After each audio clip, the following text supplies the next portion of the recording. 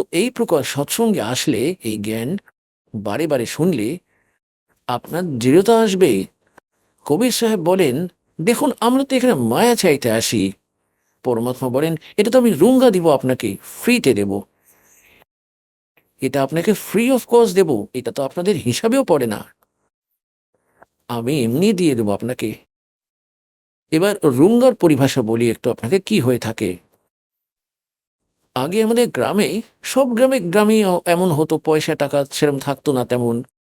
এমনই যেমন কেউ সবজি বেচতে আসলো বা কোনো অন্য জিনিস, পেঁয়াজ বেচতে আসলো বা অন্য কিছু জিনিস নিয়ে আসতো, তো আমাদের ঠাকুমা কি করতো যে বেশ কিছুটা গম আঁচলে ভরে নিয়ে যেত, আর তাকে জিজ্ঞেস করতো, ভাই এটা কত করে দিবি সবজি?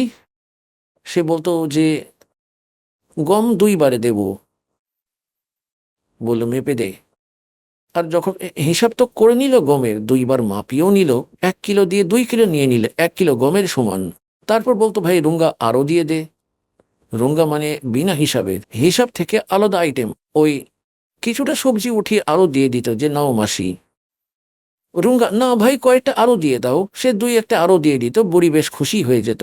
তো এই রুঙ্গা মানে ফ্রিতে ওই বাড়তির।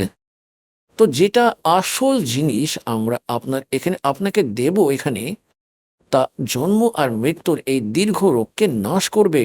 আর যেটা আপনি এখানে চাইতে আসেন সেটা আপনাকে ফ্রিতেই দিয়ে দেব। হয়ে যান রাজি।